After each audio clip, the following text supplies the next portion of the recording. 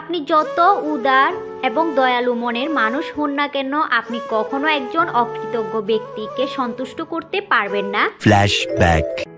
আসলে আমার এই বয়সে এসে আমি কত যে অমানুষ দেখেছি, কত যে মানুষের আড়ালে অর্থাৎ মুখোশধারী ব্যক্তিদেরকে দেখেছি, আসলে সেটা অর্থাৎ প্রকাশ করার মতো না।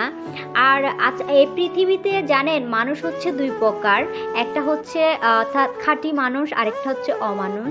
আপনি যেখানে যাবেন যদি কখনো দেখেন সেখানে আপনার কোনো সম্মান নেই, সেখানে সব কিছুতেই আপনাকে দোষারোপ করা হয়, সেখানে থেকে আপনি দূরে থাকুন।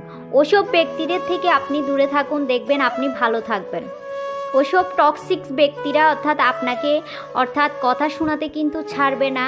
আর আমরা যেসব ব্যক্তিরা শ্বশুর বাড়িতে বিয়ে হয়ে আমাদের মেয়ে জাতি যারা শ্বশুরবাড়িতে বিয়ে হয়ে যায়, আর সেখানেও আমাদের জন্য অনেক মানুষ উপস্থিত থাকে আমাদের কথা শোনানোর জন্য। আর এটা আমার ক্ষেত্রে না, এটা আমার সব আপুদের ক্ষেত্রে।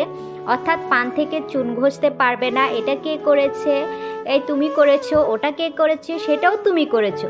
তাহলে ওসব শ্বশুরবাড়ির ব্যক্তিরা কি ধোয়া তুলসী পাতা? আমার প্রশ্নটা হচ্ছে এটা। আসলে জানেন কি, শ্বশুরবাড়ির ব্যক্তিরা এটা ভুলে যায় যে পরের মেয়েটাকে তার ছেলের বউ করে নিয়ে আসছে সেও একজন মানুষ, সেটা কিন্তু তারা ভুলে যায়। তার সাথে প্রতিনিয়ত কুকুর বিড়ালের মতো আচরণ করে। অর্থাৎ আপনি বলেন একটা কথা যে সরাসরি কিছু না বললেও যে কোনো কারণে কাজের ক্ষেত্র তাকে কথা শোনাতে কিন্তু ছাড়ে না।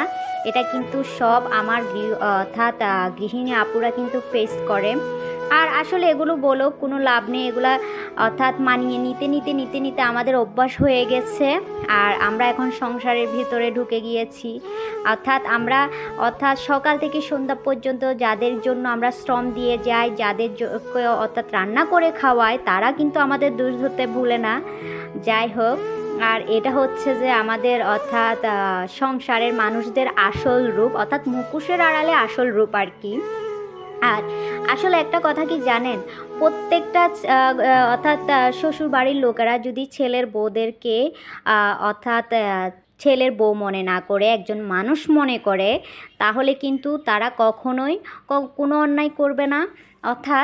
একটা মেয়ে যখন সকাল থেকে সন্ধ্যা পর্যন্ত সবার জন্য কাজ করে যায়, তারও কিন্তু ভুল হতে পারে, তাকেও তো কিন্তু একটু স্পেস দেওয়া দরকার, কিন্তু সেটা কিন্তু কারো মাথায় থাকে না।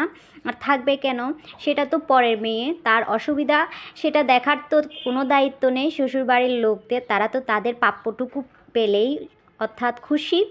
আর এভাবে করেই প্রতিনিয়ত আমাদের সংসারের মেয়েদেরকে গৃহিণী থেকে চাকরানি বানিয়ে রেখেছে প্রতিটা শ্বশুরবাড়ির লোকেরা। আচ্ছা যাই হোক, আর এই যে আজকে আমি এখানে কিছু হার্ড চিকেন রান্না করছিলাম, আর চিকেনগুলো আমি ভালোভাবে কষিয়ে নিচ্ছিলাম। আসলে হার্ড চিকেন খেতে আমার কাছে বরাবরই ভালো লাগে, আর আপনাদের ভাইয়া সেজন্য আমার জন্য হার্ড চিকেনটা নিয়ে আসে মাঝে মধ্যে। এই চিকেনটা আলু দিয়ে রান্না করলে আপনাদের ভাইয়া অনেক পছন্দ করে। আর এই যে আমি চিকেনটা কষিয়ে নিয়েছি, আর এখন ঢাকনা দিয়ে ঢেকে কিছুক্ষণ রান্না করব।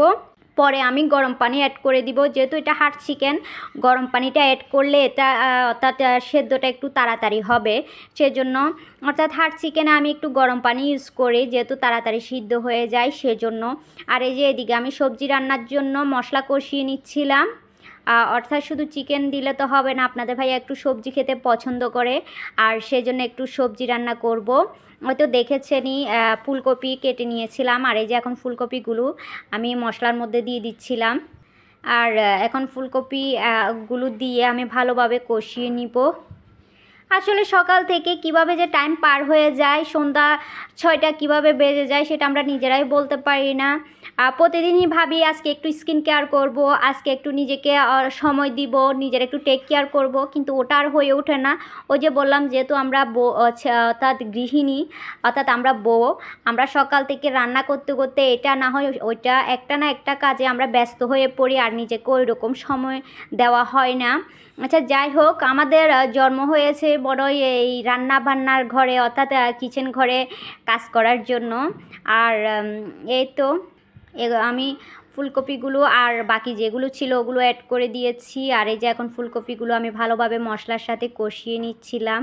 আসলে শীতের দিনে আমার কাছে ফুলকপি খেতে খুবই ভালো লাগে, অনেক মজা লাগে শীতের দিনে আমার ফুলকপিগুলো। যখন ফুলকপিগুলো চিংড়ি মাছ দিয়ে রান্না করা হয় খুবই টেস্টি হয় ফুলকপিগুলো। আর যারা ফুলকপি রান্না পছন্দ করেন তারা তো জানেনই। আর এই যে এদিকে আমার চিকেন রান্নাটাও হয়ে গেছে, আমি ধনেপাতা অ্যাড করে দিয়েছি। আর কিছুক্ষণ পর সিদ্ধ হলে আমি চিকেনটা নামিয়ে নিব। আর এই যে এখন আমি আরেকটু ঢাকনা দিয়ে ঢেকে দিব। আর ফাইনালি আমার রান্নাবান্না অলমোস্ট কমপ্লিট। চলেন কী কী রান্না করলাম একটু শেয়ার করি। আর এই যে ফাইনালি আমার হার্ট চিকেনটা দেখেন খুবই লোভনীয় হয়েছিল, আর খেতে অনেক টেস্টি হয়েছিল। কিন্তু যেহেতু আলু ছিল, আলুগুলো আমি একটু বড় বড় করে দিয়েছি, এতে খেতে অনেক মজা লাগে সেজন্য। আর এদিকে যে আমি সবজিটা রান্না করেছি সেটা এই যে দেখেন মাশাল্লাহ দেখতে অনেক সুন্দর হয়েছে। আর সবজিটা আমি একটু হালকা করে মশলা দিয়েছি, খেতে অনেক ভালো লাগবে সেজন্য।